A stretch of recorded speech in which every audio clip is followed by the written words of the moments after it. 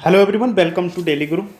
आज हम लोग इस वीडियो में जो निष्ठा के अंतर्गत दीक्षा ऐप के माध्यम से प्रशिक्षण हो रहे हैं और इसमें दूसरा जो मॉड्यूल है जिसको अभी इसकी लिंक डाल दी गई है, तो उसके जो प्रश्नोत्तरी है उसको हम लोग देखेंगे। ये जो प्रश्न इसमें 10 पूछे गए हैं इनको लाइव डेमो इसमें दिखाएंगे और इसे आप लाइव ज़रूर देखने का कोशिश करें। तो शुरू करते हैं इस वीडियो को और बहुत ही ध्यान से देखना है क्योंकि लाइव 10 क्वेश्चन है, 10 को सॉल्व करना है। तो किस प्रकार से सॉल्व करते हैं, सबसे शुरू करते हैं। पहला क्वेश्चन इसमें जो हमारे स्क्रीन बोर्ड पर दिखाई दे रहा है, तो पहला क्वेश्चन है तदानुभूति है। तो इसके 4 विकल्प दिए गए हैं तदानुभूति के। एक, दूसरों के लिए खेद महसूस करना, किसी और की तरह महसूस करना और सोचना, और तीसरा है अपने स्वयं को समझना, और चौथा है अपने और दूसरों से तर्क करना।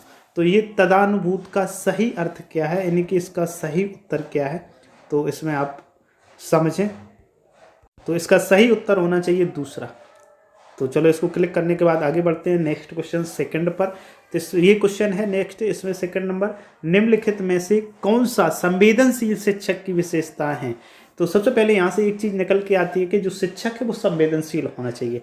अब किसकी विशेषताएं हैं, तो ये 4 विकल्पों को हम लोग देखेंगे। स्वयं की आवश्यकताओं के प्रति सचेत रहना, हर समय स्वयं और दूसरों की निगरानी करने में सक्षम होना, छात्रों की आवश्यकताओं और समस्याओं के अनुरूप होना, आलोचना और मूल्यांकन के से आहत होना। तो ये 4 विकल्प हैं। इन 4 विकल्पों में सबसे ज़्यादा जो सटीक है वो ये है, छात्रों की आवश्यकताओं और समस्याओं के अनुरूप होना। जो संवेदनशीलता है शिक्षक की वो छात्र के प्रति होनी चाहिए। नेक्स्ट करते हैं, आगे चलते हैं तीसरे क्वेश्चन पर। चौकस श्रवण कौशल उपस्थित होने के लिए एक शिक्षक को छात्रों के निम्नलिखित पर ध्यान देने की आवश्यकता होती है।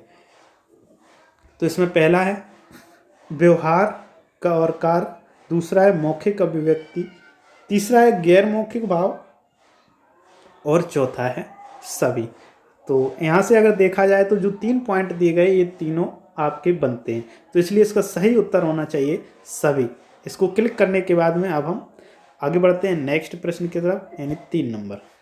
एक शिक्षक संवेदनशीलता के गुण को चित्रित करता है या दर्शा सकता है किस आधार पर। नंबर 1, दूसरों की राय लेकर, नंबर 2, दूसरों के साथ काम करने की क्षमता होने पर, तीसरा है दूसरों की भावनाओं और विचारों से अवगत होकर, और चौथा है विचारों को व्यक्त और दूसरों को समग्र करना। तो इसका जो सही उत्तर है, टीचर का जो संवेदनशील गुण होता है वो कहाँ पर होता है, तो इसका सही उत्तर है दूसरों की भावनाओं और विचारों से अवगत होकर। अब चलो नेक्स्ट करते हैं इसके बाद में। तो नेक्स्ट क्वेश्चन है, इनमें से कौन सा एक प्रभावी सहायक की विशेषता नहीं है। जो सहायक होते हैं उनकी प्रभावी विशेषता नहीं है। भावनाओं को समझने से शुक्र बनाना, व्यक्ति के लिए समस्याओं का समाधान करना, निर्णय लेने में मदद करना, व्यवहार परिवर्तन को शुक्र बनाना। तो इसका सही उत्तर जो हो सकता है वो व्यक्ति के लिए समस्याओं का समाधान करना सहायक के लिए नहीं होता है। अब नेक्स्ट प्रश्न है, शिक्षक छात्रों को वास्तविक चिंता और रुचि का संप्रेषण कर सकते हैं। तो किस आधार पर कर सकते हैं, इसमें 4 विकल्प हैं। उन्हें गतिविधि में वरीयता देकर, उन्हें कार्यों पर सवाल उठाकर, आँख से संपर्क करके, और उन्हें हमेशा उनका रास्ता दिखाकर। तो इनका जो सही उत्तर होना चाहिए सटीक, चिंता और रुचि का संप्रेषण की बात है, तो इसका सही उत्तर है आँख से संपर्क करके। इसको क्लिक करने के बाद में आगे बढ़ते हैं। स्कूल कक्षाओं में स्वस्थ वातावरण को बढ़ावा देने के लिए शिक्षकों के गुण और कौशल इस प्रकार हैं। तो जो शिक्षकों के गुण हैं वो किस प्रकार के होने चाहिए, देखते हैं। इसमें 4 विकल्प, सहानुभूति, देखभाल, संवेदनशीलता और नियंत्रण, संवेदनशीलता और आशंका, संवेदनशीलता और देखभाल। तो यहाँ पे समझने की आवश्यकता ये है कि टीचर संवेदनशील होना चाहिए और उसका नियंत्रण भी होना चाहिए, या देखभाल होनी चाहिए।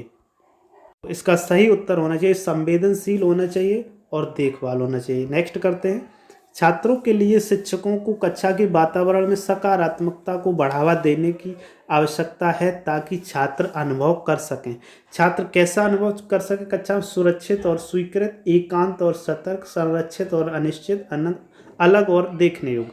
तो इसमें सही और सटीक जो विकल्प है वो है सुरक्षित और स्वीकृत। इसके बाद हम नेक्स्ट करते हैं किसी अन्य व्यक्ति के दृष्टिकोण से स्थितियों को देखने में सक्षम होने की योग्यता या दक्षता को निम्न रूप में जाना जा सकता है: सहानुभूतिपूर्ण व्यवहार, वास्तविकता परीक्षण, द्वंद्व से निपटना और दृष्टिकोण जानना।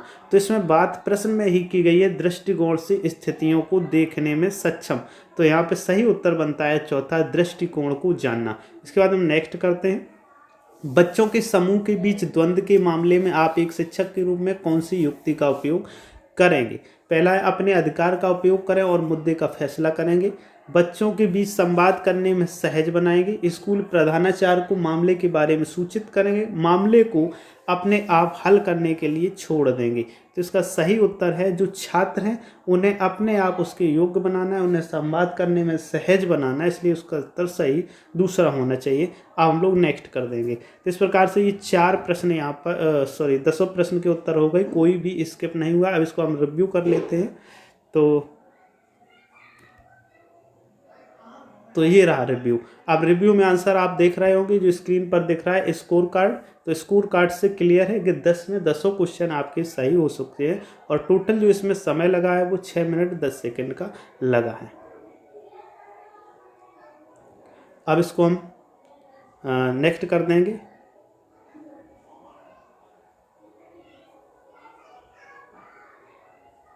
तो इस प्रकार से ये वीडियो पूरा हुआ।